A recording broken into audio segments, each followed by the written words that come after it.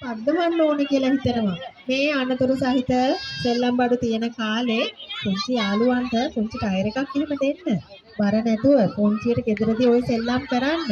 මේ වගේ නිවාඩු දවසකට දැන් චුට්ටක් අපිට බදාදට නිවසේ ඉන්න සමාජිකයොත් එක්ක ගත කරන්න කාලය ගත කරන්න පොඩි අවස්ථාවක් ලැබිලා තියෙනවානේ අර ඉස්සර කොරෝනා කාලේ වගේ. ඉතින් ඔය වගේ දේවල් ගෙදරදී කරලා සතුටු වෙන්න, සතුට භුක්ති විඳින්න. පුංචි දරුවොත් එක්ක දෙමාපියන්ට කාලය ගත කරන්න අවස්ථාව තියෙනවා. ඔන්න මට දැන් පේනවා එයා හවුස් එකයි ඒ වගේම වෙදර් හවුස් එකයි වෝටර් හවුස් එකයි ජයග්‍රහණය කරලා තියෙනවා. ඉතින් අපේ උනාට අපේ මොන්ටිසෝරි ඉන්න සියලුම යාළුවෝ දිනන්න ඕනනේ. අපිට එක්කෙනෙක් දිනනවා කියලා නැහැ.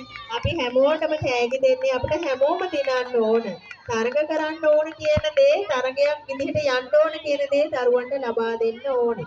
ඒ නිසායි අපි මෙහෙම කටයුතු කරන්නේ. බලන්න